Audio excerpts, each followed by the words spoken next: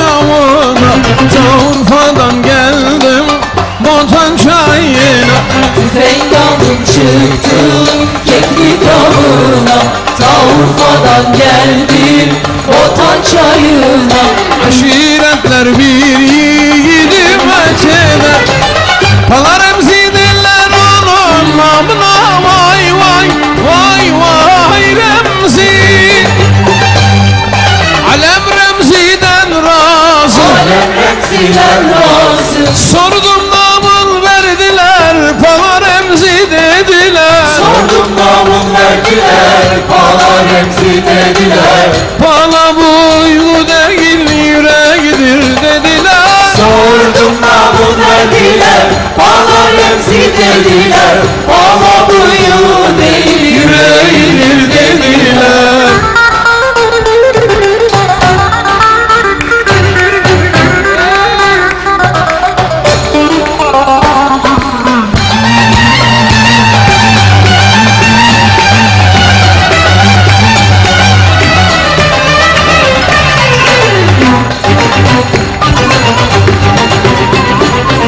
Remzi yücelerden çıkıp bakarmış, ara sıra ilhamına uğrarmış. Remzi yücelerden çıkıp bakarmış, ara sıra ilhamına uğrarmış. Mevlam pek hükümdar, olur var eden. Hele bakın ne güzeller yaratmış, vay vay vay vay Remzi.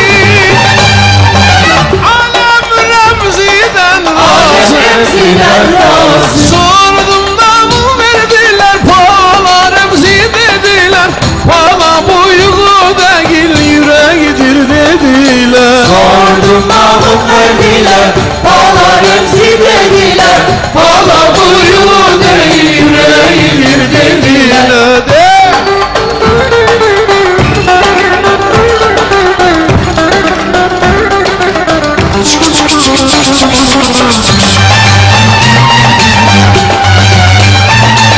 Burayı sen diyorsun, Allah cezanı verecek evladım.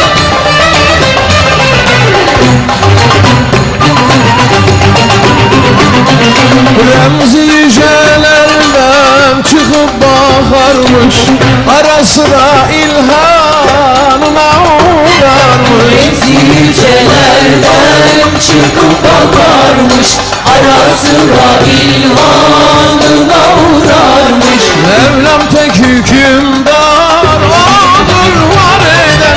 Hele bakın ne yiğitler, hele bakın ne kahramanlar yaratmış, vay vay vay vay Remzi. Alem Remzi'den razı, Alem Remzi'den razı. sordum namın verdiler, Pala Remzi dediler. Sordum namın verdiler, Pala Remzi dediler. Pala buygu değil yüreğidir dediler. Sordum namın verdiler, Pala Remzi dediler.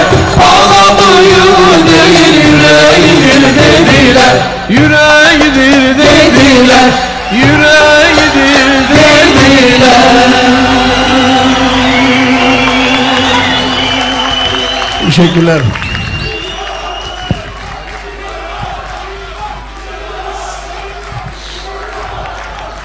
Başta hanımefendiler olmak üzere sevgi ve saygılarımızı iletiyoruz. İnsan olma münasebetiyle ve vicdan sahibi olma münasebetiyle ve duygu sahibi olmak münasebetiyle duygularımız insan olarak dünyanın neresinde olursa olsun hepimiz insanız. Allah yaratmış hepimizi. Mezhepler ayrılır. İnsan fikirleri değişir, ayrılır. Takım tutar gibi parti tutarsınız, takım tutarsınız. Mesela İbocular vardır. Mesela davulcular vardır.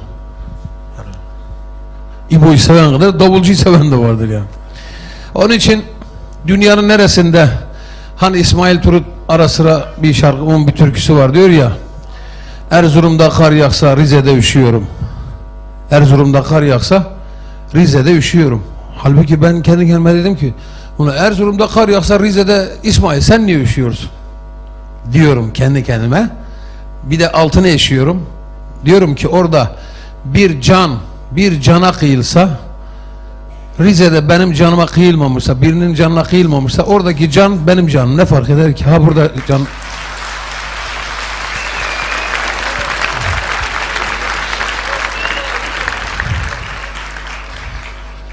Kürdün kanı kırmızı akıyor da Laz'ın kanı sarı mı akıyor?